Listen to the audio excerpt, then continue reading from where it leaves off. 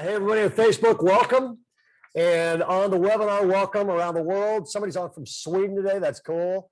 David Harris, good to see you. Great to see everybody. How we doing out there? That's right. Jack Hamilton, did you buy your first Bible yet? We're kind of hoping so.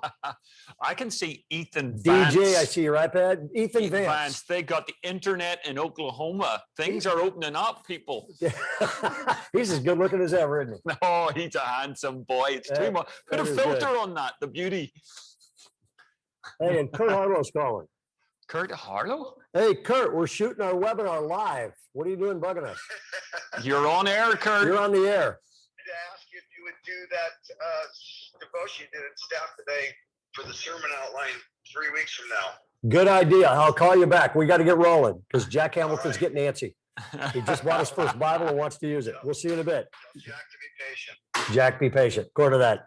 Good. Hey, we are really glad you're here. Welcome back. So yeah, and we have a whole different day we're doing today, but you got some stuff to introduce. Yeah, it's so good to see you. My name's Andrew. I work here with Ray, and great that you're on the Ray Johnston Leadership Podcast. So just a couple of things to head up. We're going to timestamp this one here for everybody out there. You got to remember that it is Valentine's weekend this weekend, and I've already written out my wish list for Isabel, and she shredded it immediately. And so whoever you're married to, whoever the significant other is in your life, get ready for Valentine's and show the love to whoever that is.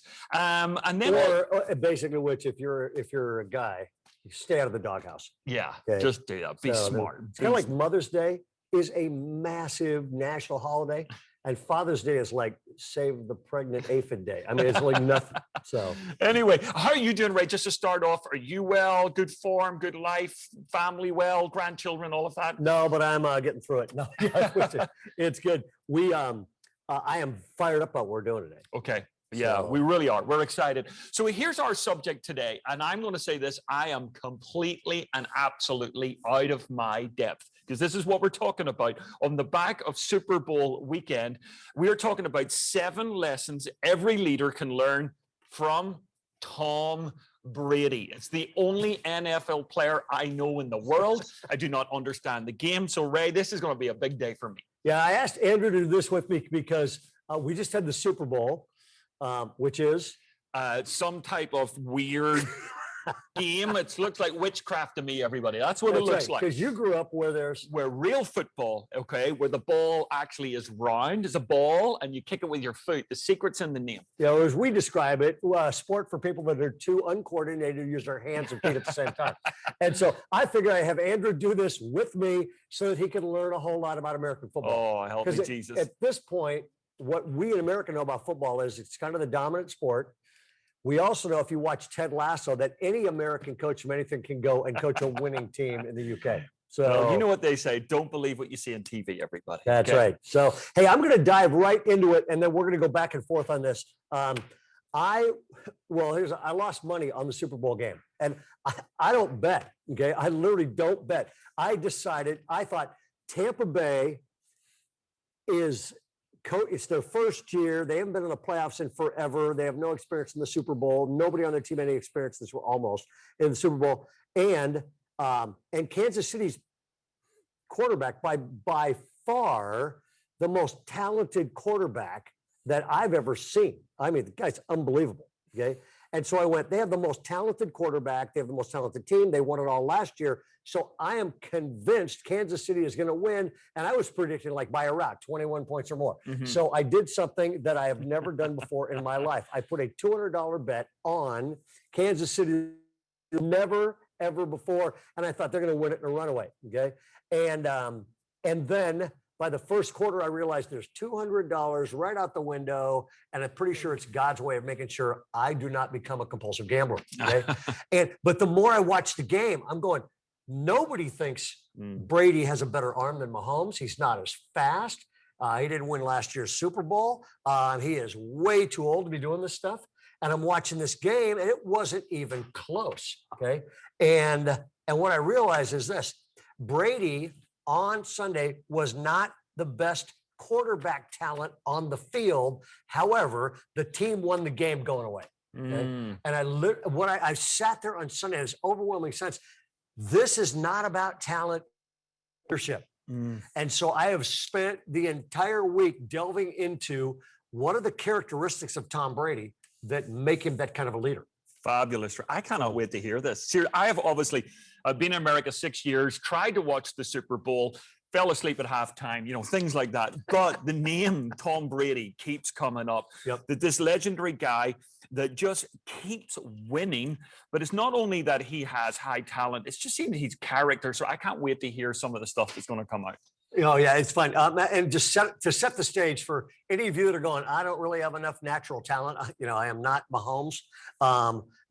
Here's some facts. Tom Brady was not picked until the 6th round. Okay. He was the 199th pick in the draft. Okay. And as one Sports Illustrated writer said, quote, evidently, teams aren't looking for a tall, lanky quarterback that ran a 5.3 in the 40, which you generally measure with a calendar. Okay. Men's Health described it this way.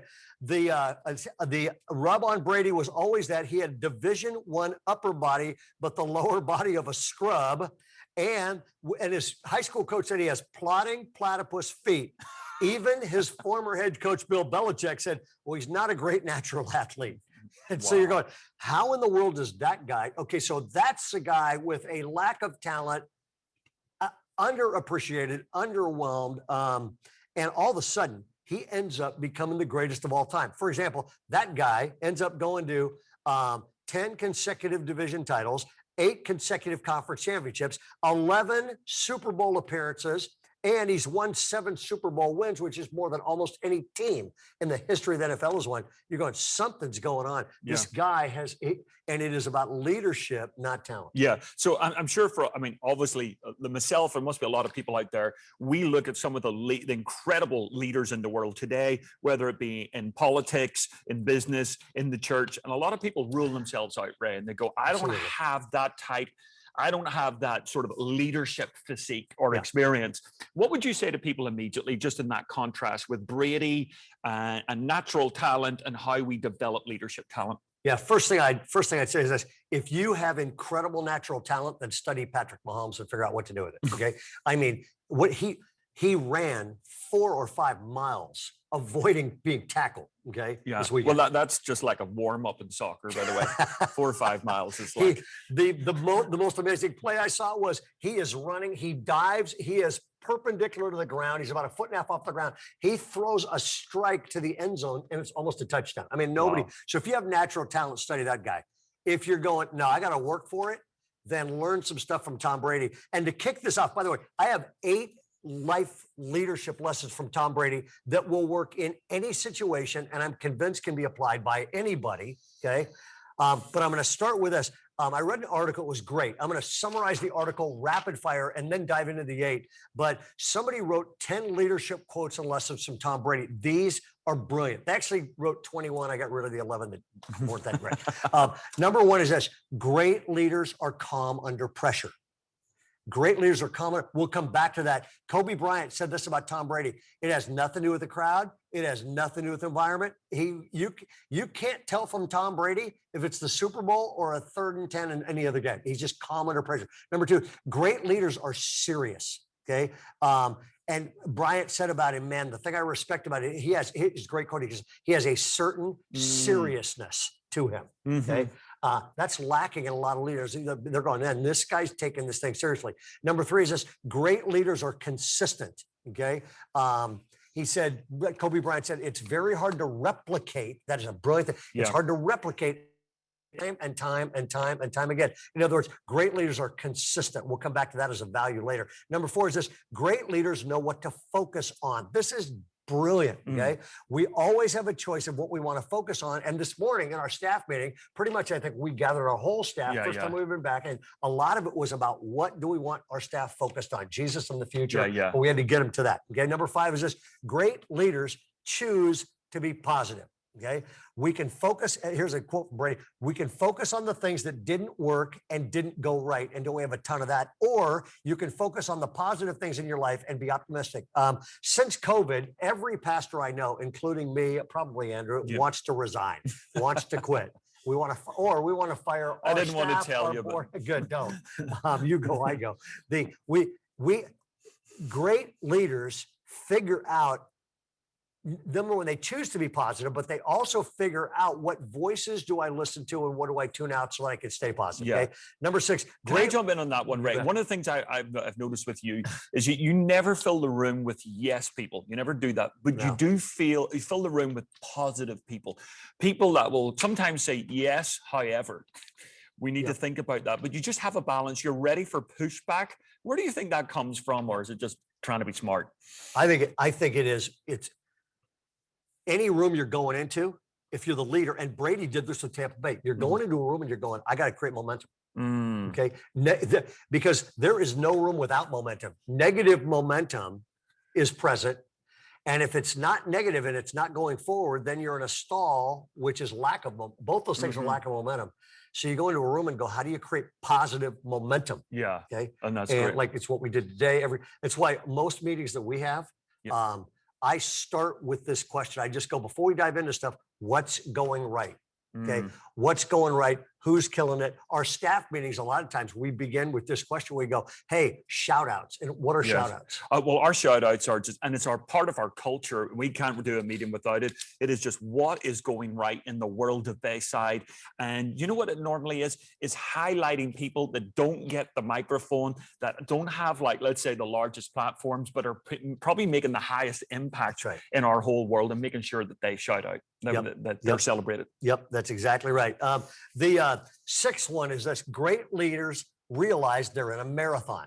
Okay. A football season is like running a marathon. Long leadership in church is like running a marathon. You got to realize this is a marathon. Number 7 is this: great leaders experience great emotional bandwidth. There are unbelievable highs and unbelievable lows.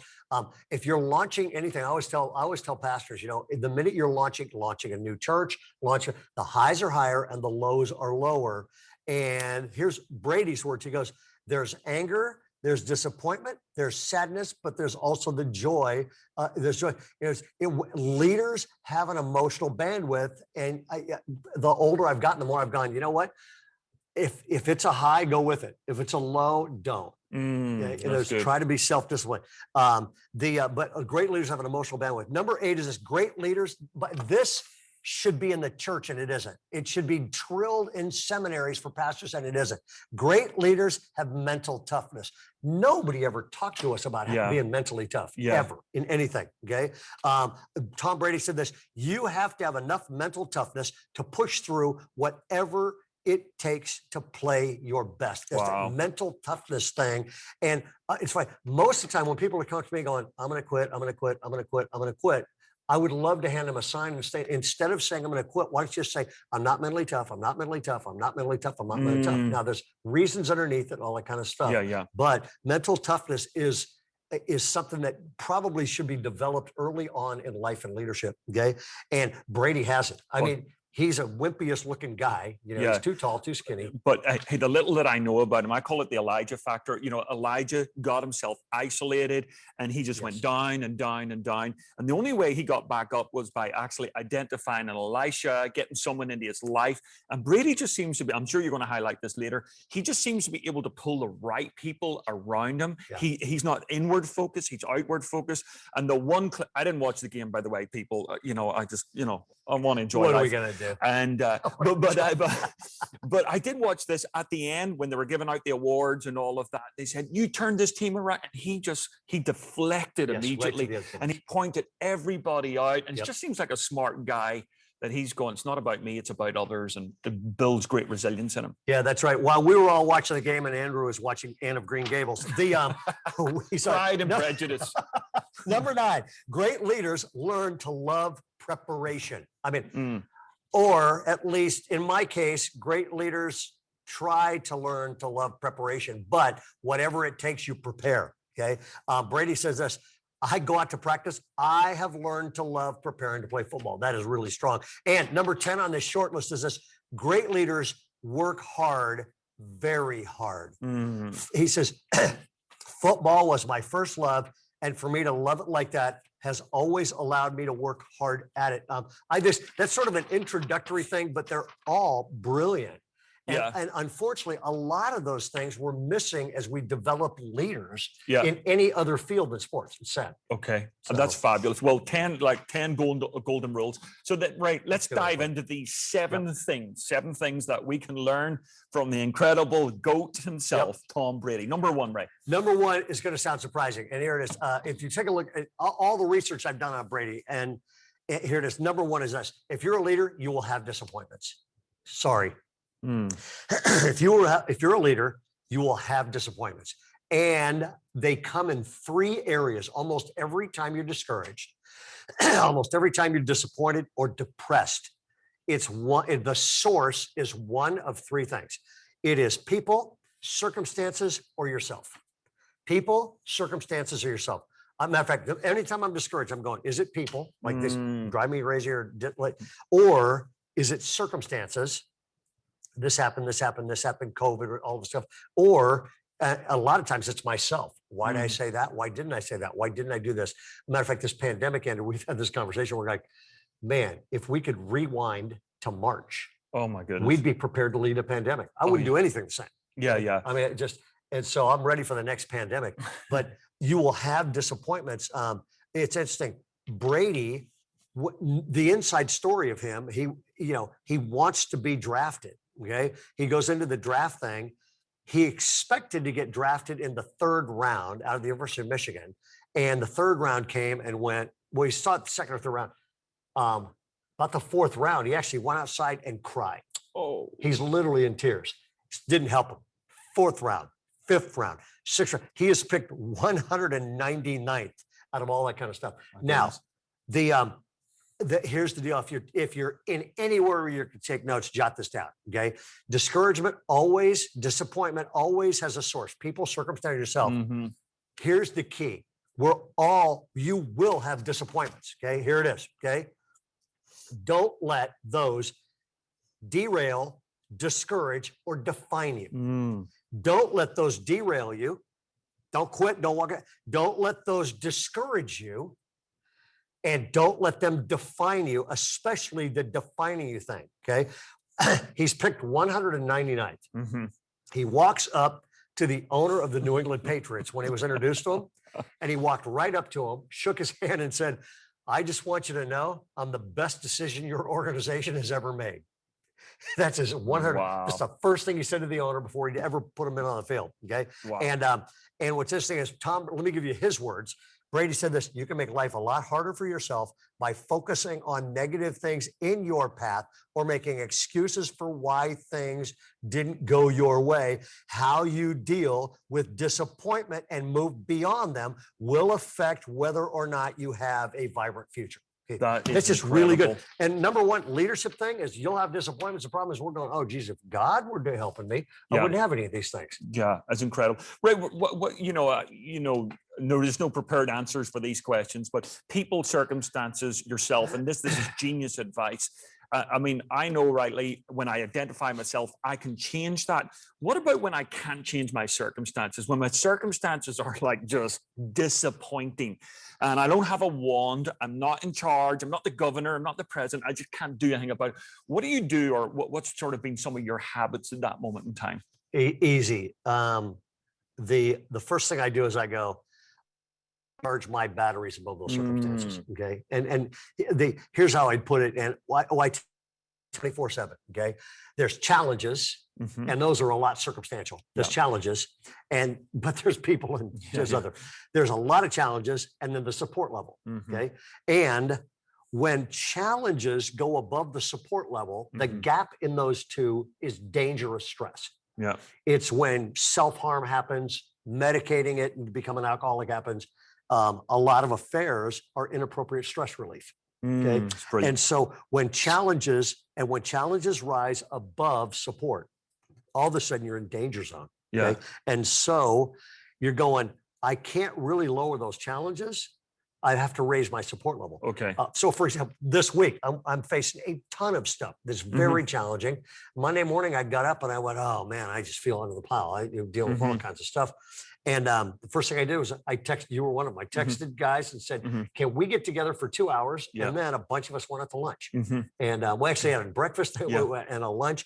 By the time I was done, the thing had leveled. My support level went up to the challenges. And then we just kept asking the question, all right, how do you create a win? Yeah. But I can't ask the create. So really it's number 2, recharge your batteries. Then I ask the question, how do you create a massive win in the situation? But I can't answer that question until I get my support level. Get the levels up. That's great. Great question. So number 1 is football is disappointing. No, that's not what you said. Okay. You will have disappointments. Okay. Number 2, okay. Talent is not enough. Talent is not enough. There is no question which quarterback has more physical talent in the Super Bowl. And there's no question who won his 7th ring. And which means talent's not enough. It's all about character. Okay. Let me give you a quote. Bill Belichick actually said this. He said, talent sets the floor. Character sets the ceiling. Oh, that is awesome. So good. Okay. Why is Brady in the NFL? Because he has enough talent. That's his floor. Why is he just won his 7th Super Bowl? Because character sets the ceiling. And whether it's in ourselves or the people we surround ourselves with, this is a huge thing. I want to give you 4 leadership character traits. These are I'm trying to develop these in me. I'm trying to be this person, but I'm also trying to develop these in other people. It's not easy. Or in my own kids, stuff like that. Number 1 is this. Leadership trait number 1, and none of these things are fun, by the way. Number 1 is this. Leadership character is willingness to absorb pain. It's willingness to absorb pain. There are leaders I like and leaders I don't like, but there are leaders that I respect and leaders that I don't respect. And I do not respect a leader that is not honest, and instead of absorbing the pain, they transfer it to other people. Okay. The highest form of Christian leadership is being a shock absorber. We take the shocks so that the church has a smooth ride. And then when the church has a smooth ride, God's able to work. People stay in there, they're helped, they're healed, marriages, all of this kind of stuff. When we don't take it, when we're unwilling to be a shock absorber and absorb pain, it transfers to the church. That's tragic. Number 2, so leadership characteristic trait number 1 is willingness to absorb pain. Number 2 is this. It's willingness to work hard. It's willingness to work hard. Brady's workout schedule is insane. The off season, he's working out 2 to 4 hours a day. He works out twice a day during the off season, and in season, he works out 3 times a day. I mean, it's insane. Okay. He just willingness to work hard. I'm wondering, does Tom Brady work harder on staying in shape than pastors do on their sermons? Moving along. Number 3 is this. Willingness to absorb blame. A willingness to absorb blame. I love this. Brady threw credit everybody else's way and absorbed Joe Montana, who was my favorite quarterback of all time. Joe Montana. The legend about Montana was this. When something screwed up, and a lineman screwed up, or anybody screwed up, he immediately ran to the sidelines after the 3rd down, ran up to Belichick and said, man, that was my fault. It was never his fault. Wow. But he ran up and took the heat. And because of that, his people loved him. Okay. And which means as a leader, I've got to put myself in a situation where I'm going, even if it's not my fault, I am going to transfer the blame to myself and believe I have enough leadership credibility to handle it. Okay. And number 4 character trait of leadership is this willingness to accept feedback. Willingness to accept feedback. Okay. And I just think there's 3 kinds of people, and they are people that avoid feedback, people that accept feedback, but there are people that seek feedback, and those people that are looking for feedback, to me, that is a huge character thing. Matter of fact, in 2000, this was in an article I wrote on Brady, because Brady had to accept some feedback from Belichick. In 2009, Brady was spending a lot of time in the limelight with his wife and model Giselle. Over the next 2 seasons, it was obvious. 2010, it was obvious that the shift in lifestyle was affecting him. His performance fell off. During that time, the team failed to win a single playoff game. Okay. becoming worried that his star quarterback and team leader was losing his focus, Belichick had a talk with Brady. And get this, Belichick says to Brady, he gave him an ultimatum: get focused again or get out. Wow. Get focused again or get out. Probably a whole bunch of people. Okay. From that point forward, the Patriots won 11 of 15 playoff games, breaking an insane record, winning countless conference championships, and ran 3 more Super Bowls instantly. Brady was quarterback, he said, and he won the Super Bowl and the league MVP twice each time. Oh, it's brilliant. And so I think it's interesting. I know people where they have a lot of personal character, treat people well, stuff like that. Yeah. But when it comes to leadership, they don't have leadership character. Yeah. So this feedback stuff's so important. You actually talked this morning about Dr. Henry Cloud, yes, that was on your podcast, brilliant. And he was saying about the 3 types of people and the wise. And they are. Well, there's the wise, there's the foolish, and there's the evil. Yep. In life. Yep. But you were highlighting this morning, Ray, how the wise are just wanting that advice. Yep. They're just looking for it all the time. And that's what makes them wise. Yeah, if you're managing people, it's really smart to teach them this. Henry Cloud, this is one of my main COVID learnings. He said, you can categorize all human beings. He goes, Proverbs does it for us. You got wise, foolish, and evil. Okay. And he said, how do you spot them? The wise person, when you try to correct them or give them feedback, they respond with openness, humility, teachability, and they grow and get better. Okay. When you give feedback like that to somebody that's foolish, they respond with attack. And now he's with corporations most of the time where they're trying to grow people. And he said, when that happens, you probably have no future with that person. So I mean, it's just really smart stuff about feedback. I love what he says as well. For the wise, there's advice. For the foolishness, there's consequences. And for the evil, there's guns and lawyers. So that's it. Number 2 then, Ray, is talent is not enough. Number 1 was you will have disappointments. Number 3 is stay cool.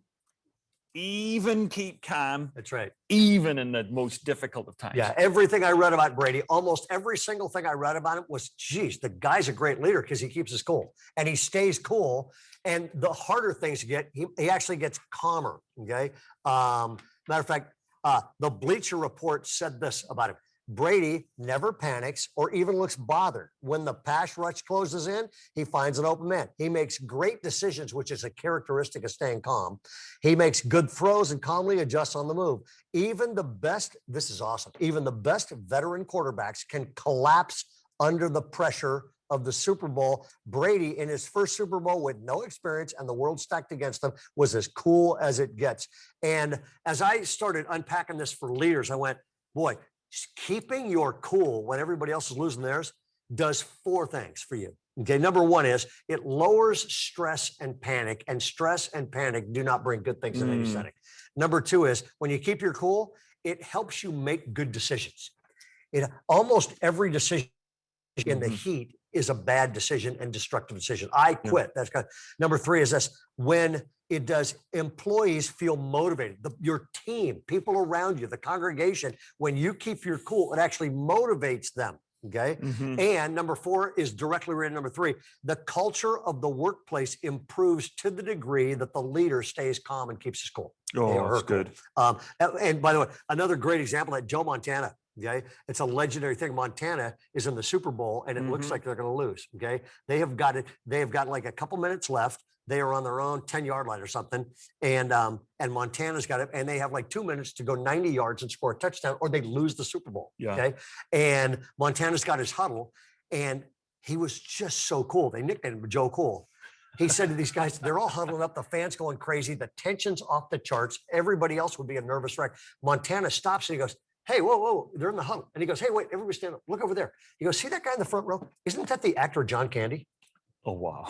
And all the players were like, you could see it in videos. They're all looking, they're going, I think so. And it was just, they were, the whole team, those guys there, they all relaxed. They went, this guy's got this.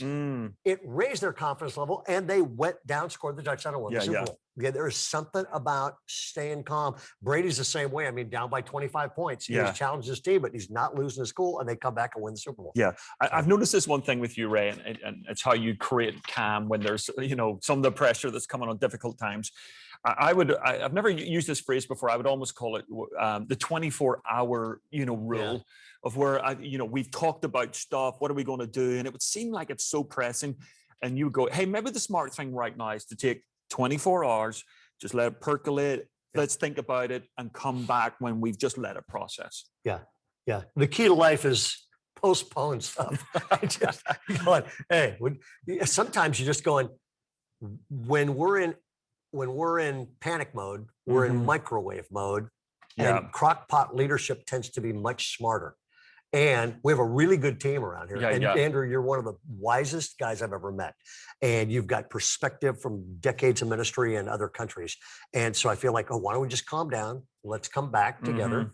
The atmosphere in the room will be different. It lets us have conversations in between time. And we do the same this morning with staff meeting. You're like, okay, we put it out there, decided, let's re-meet 24 hours later, and it was a really good meeting. Yeah, fantastic, fantastic. Okay, speaking of microwave, we got to keep this going, okay? We do, yes. So number 4, confidence comes first. Yeah. Believe in yourself. Yeah, believe in yourself. And it's really hard to say that to anybody that's a person of faith, because they're going, oh, self-confidence, what about this? I like it. The Apostle Paul writes, my life versus Philippians 1:6, Paul writes, I am confident of this. Yes. Because here's what happens. If you don't believe in yourself, well, let me give it. Self-belief is a massively important factor, because if you don't believe in you, why should your team? Why should your people? As the leader of a team, when the team believes in you, it actually increases their belief in themselves. And what's interesting is from day one, Tom Brady was written off. He's too skinny, too slow, too immobile. And for the last 5 years, people have been saying he's too old. It makes me want to start actually playing football looking at all of this. Hey, I qualify. Welcome to a real sport. And what's interesting is this, but one writer put it this way, with all that, Brady never doubted himself. He always said he would play for another few years. Now he's going, hey, I'm playing until at least 45. Matter of fact, before the Super Bowl, somebody asked him a question, and he said, we will be much better next year. Okay, we will be much, and I believe they will. Okay, we will be much better next year. And I'm going, that self-confidence, that self-belief is a really big thing. Okay, a CNBC analyst said this about him. On the field, Tom conveys contagious confidence, especially when his team is behind. That's brilliant. Or at any moment when his players need him the most. He's become a student of body language and does his best to make sure he sends his teammates the right message through his posture and through his actions. And by the way, confidence does 3 things for you. Confidence helps you bounce back. Number 1, it helps you bounce back. Number 2 is this: confidence is critical for motivating a team. And if I want to be a more motivational leader, I have got to be more confident. And number 3, confidence inspires the team to perform at higher levels. In fact, when I wrote this book, The Hope Quotient, I was studying for this. I ran into a Gallup survey, and the Gallup survey was shocking. And the Gallup survey said this: if nothing about you changed, same background, finances, looks, everything, if nothing about you changed except for one thing, you were slightly more confident, what would happen? Massive study. Here's what they discovered. People with a higher level of confidence have more satisfying relationships. They're more productive, less affected by stress, more successful, more satisfied, more compassionate, more willing to help other people in need, physically healthier. They hold themselves to higher moral and ethical standards. They're more likely to assume leadership, and they are more likely to see God as loving, caring, and forgiving. And even science bears this out. According from a science magazine, we are biologically equipped with the potential to allow more confident people to have greater sway over our own beliefs. That's from a brain researcher that told Barron's magazine that. And I think people are going, where is somebody that has confidence? That's the person I want to follow. Wow. So in here, in terms of Christian leadership, this confidence is not a proud arrogance. This is just a godly confidence that he's called us, he's equipped us, like Paul speaking to Timothy, you've got the gift of God in your life, be courageous, so that's what we're talking about. It's a godly confidence. That's exactly right. And it's funny. And I think a mark of confidence is I have future vision. Okay? A mark of confidence. I get it. You get with God, you get with people, and you basically go, anybody without future vision will not have confidence. And your confidence in the future is, in fact, one psychologist put it this: what you believe about your future is more important than anything that has happened to you in your past. I mean, that is really, really good. And so this whole thing, I actually believe fresh vision creates confidence, which frees people from their past to the future. Fantastic. So- Okay, number 5 then. So important. Great leaders set or reset the culture. Yeah, great leaders set or reset culture. Great leaders, they are a thermostat, not a thermometer. They walk in and they shape the atmosphere of the room. They shape the atmosphere of the team, and Brady has done that since day one. He walks in. Matter of fact, I heard one of his teammates in an interview this week, and this is a former teammate, and they were interviewing this guy on ESPN, and the teammate said, "He doesn't look like it. He's the toughest guy you've ever met. He's tougher than any of the big. He is the toughest guy you've ever met." And he said, "I hurt my wrist." And Brady said, "Oh," he goes, "Go to my guy. He'll help fix that, and he'll lower your pain level." And the guy lowered his pain level and came back to Brady and said, that guy's good. And he said, "Okay, good. We're going to get out there." The guy said, "I don't know if I can play with this." And he said, Brady looked right at him and said, "Are you kidding me?" He goes, "I play with injuries worse than that all the time. We're going after this." He reset, he raised the toughness. And I think that happened down there. He raised the toughness of the whole thing. Okay. And I really like this. And it's really resetting culture. Okay. But what would you say? Because there's a lot of people out here probably watching the podcast, and they're not all senior leaders. They don't have the final call. And what I find interesting about him, that, in his former team, he's not the coach. That's Bill Belichick back in, I know that little, okay, with the Patriots. What do you say to people, Ray, that might be watching this and going, "Well, I'm not the number one leader. How can I set the culture?" Brady seems to show, okay, he's not the coach, but he's setting that culture. Oh, the Tampa Bay coach in the day later. So Tom Brady came in and changed the team. Yeah. Which it need 14 straight years and never making the playoffs. One guy arrives who's not a great athlete. Yeah. And Super Bowl champions. Yeah. Okay. And what he does, he went in and reset culture. Yeah. So if I'm a youth pastor, I'm not the senior pastor, but I'm a youth pastor. If I'm the women's director or whatever, adult ministries, how can I help set the culture of a church, an atmosphere from the seat that I'm sitting in? I think it's let's do a whole webinar on that. Okay. Seriously. Absolutely. And part of the reason is that you can't reset a culture by walking into a meeting and resetting it. You can actually you can raise the temperature of the room, but you're going, yes, there are leaders you meet with, leaders you recruit. You've got to build a team that has your culture, or you've got to get the team that doesn't have your culture. To get it, you got to figure out who's on board, who's off board. Brilliant. Stuff like that. I mean, I took over. I was a youth pastor one time at a church. They'd never had a youth pastor. And I walked in, and I mean, you could just tell these kids were bored, apathetic church brats. I mean, partying on the weekend, nobody's taking their faith seriously. And I literally went, I have got to change the culture of this whole thing. And it took about 6 months. Wow. Okay. But I started doing it one by one. I started picking off these kids and raise their commitment level. And then we formed a student leadership team, and they had to apply to get on it. So I actually it's resetting culture should be a whole different thing. Yeah. By the way, but I do think, so let's do a future. We got to how do to that. reset culture. Yeah. What's interesting about this is, though, Brady did a great thing after the Super Bowl to reset culture. And what he did was this. He did two things. He got in a guy's face on the other team. Okay. And he was so far to got in a guy's face. After the game, Brady apologized to that guy. Wow. That is culture. That's class. Okay. And then there was a guy, one of Brady's teammates, one of the linemen, thought he'd make the Pro Bowl. And he was so bummed to be overlooked for the Pro Bowl. Guy was devastated.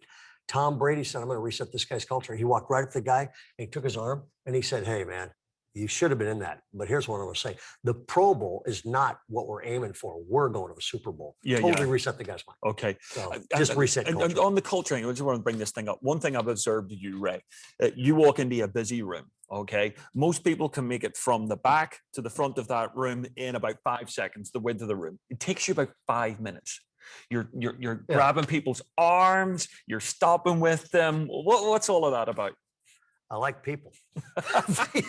and everybody needs encouragement. I generally like people. And matter of fact, I have met pastors, large church pastors, where I'm going, they like crowds, they don't like people. And eventually that's going to leak through. Okay. I mean, the last time I checked our Bibles, we're supposed to love God and love people. Yeah. So That's So, great. but I'm not sure I'm that good at that. No, Andy. you're pretty good. You're better pretty than good. Okay, number 6, invest in your most dependable people. Yeah, this was a brand new, never thought about it as a character, as a quality here. Tom Brady figures out who's dependable. So does Belichick. And their definition of dependable is this: mental toughness and character. Mental toughness and character. Okay. And there's a great leadership lesson. Here it is. A jerk may be able to produce great results, but the rest of the team suffers and you won't win in the long run. The only way to win is to find people that you can depend on. Okay. And I love it. Let me give you, here's how Tom Brady put it. He said, it's about dependability, consistently, and being able to improve. On a personal level, the one thing I've definitely learned is you've got to count on your most dependable people. Now, I actually believe he learned all this from Bill Belichick, because here's what Bill Belichick says about this.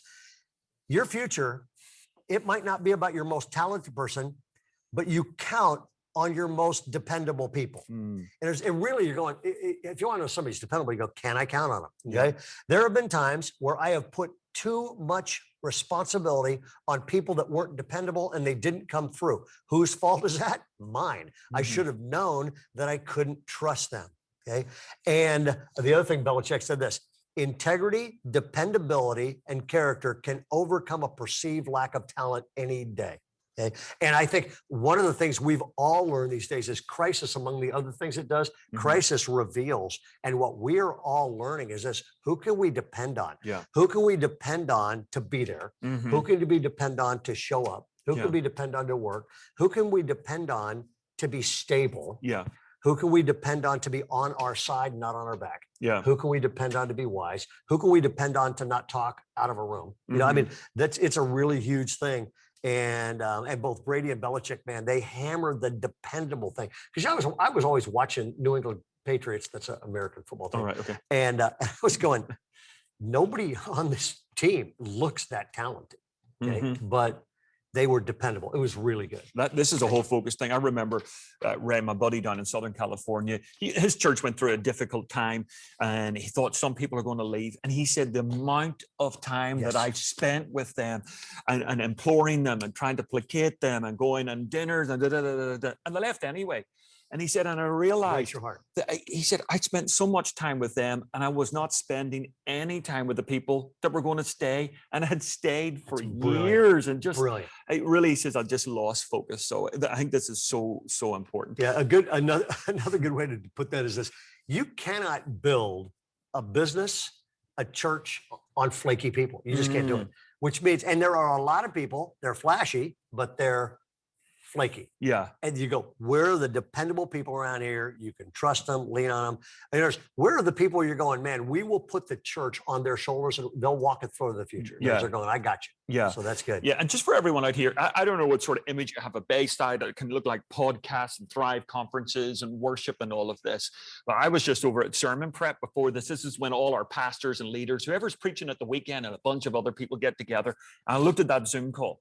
And there was Darlene Anderson. Yes. There was Teresa Maloney. Yes. And I just thought, like, they're the backbone of our church. No, they ask for no accolades. They don't get on a stage on Sunday with a guitar. But we have been lost without them. Oh, no kidding.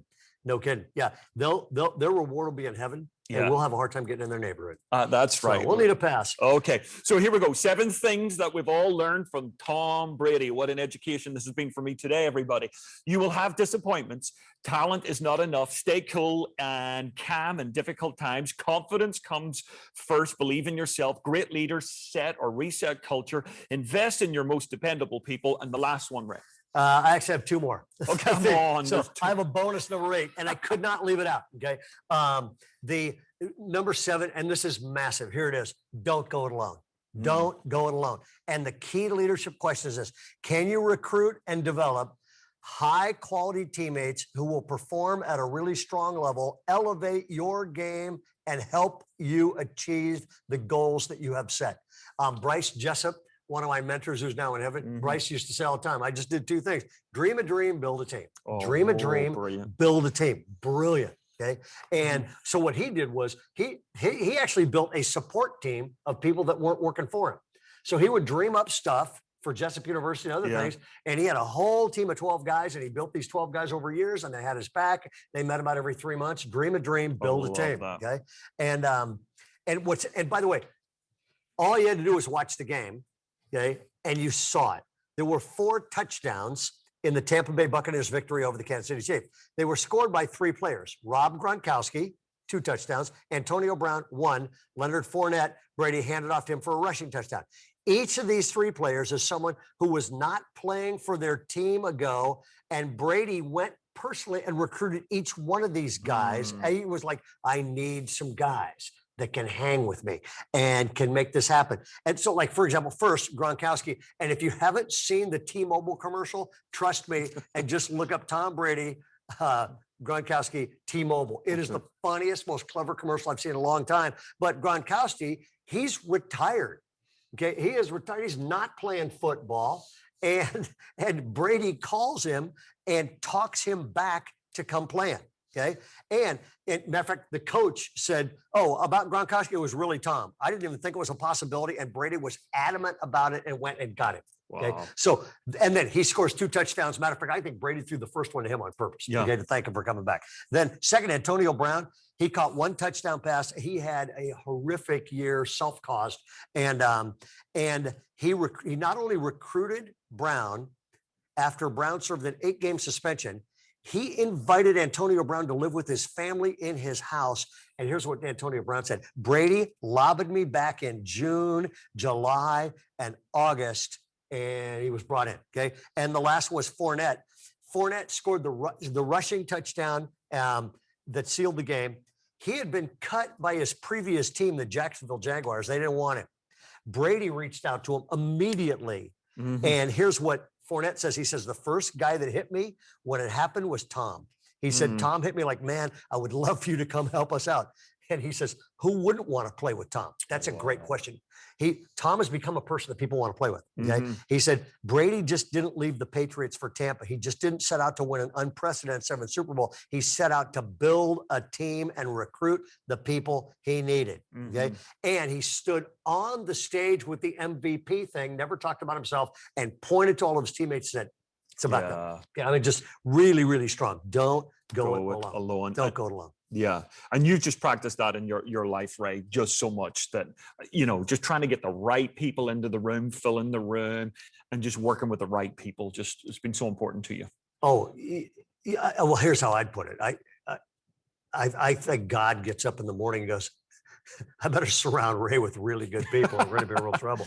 And he has. Yeah. And you're one of them. I mean, Dave Bixby's, Yes. is on this, Kurt, the list Yes. is too numerous to mention.